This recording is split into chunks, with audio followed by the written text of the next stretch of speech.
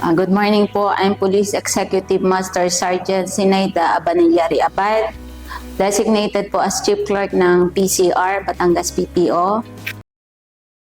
Personally, malaki po ang naitulong sa kapulisan ng gabay ng pag-aaral ng Biblia. Kasi sabi nga po natin na kung walang gabay ng nasa taas, hindi natin magagampanan ng ayos yung ng aming mga tungkulin.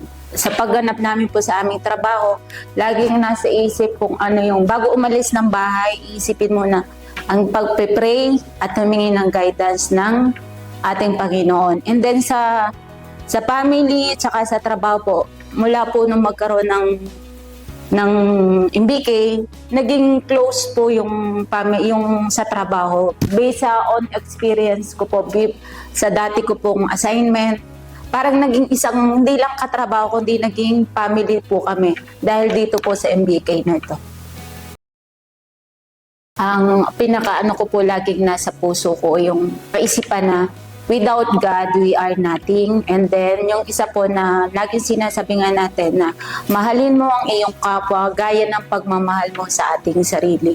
Kasi kung yung po isa sa buhay natin, hindi po tayo maliligaw. Magagampanan natin ang ating tungkulin ng naayon sa kalooban ng nasa itaas.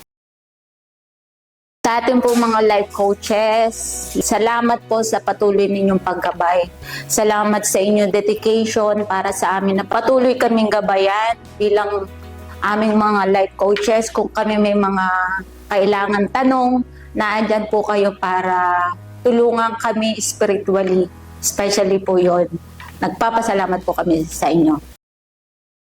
Kapwa po namin PNP, hindi po nating tandaan na pasalamat po tayo kung nasan tayo ngayon. Adapt po natin, accept po natin itong ating my brother's keepers kasi ito po yung natatanging gabay natin. Alam po natin na marami nangyayari sa panahon ngayon pero isa lang po ang ating isa-isip at isa puso na may Diyos at may nakagabay sa bawat isa sa atin kung ano man po yung ating tungkulin bilang isang pulis. Muli po ang Police Executive Master Sergeant Sinaida Abanillari Abad, designated Chief Clerk, PCR Branch, Batangas PPO, and I'm my brother's keepers.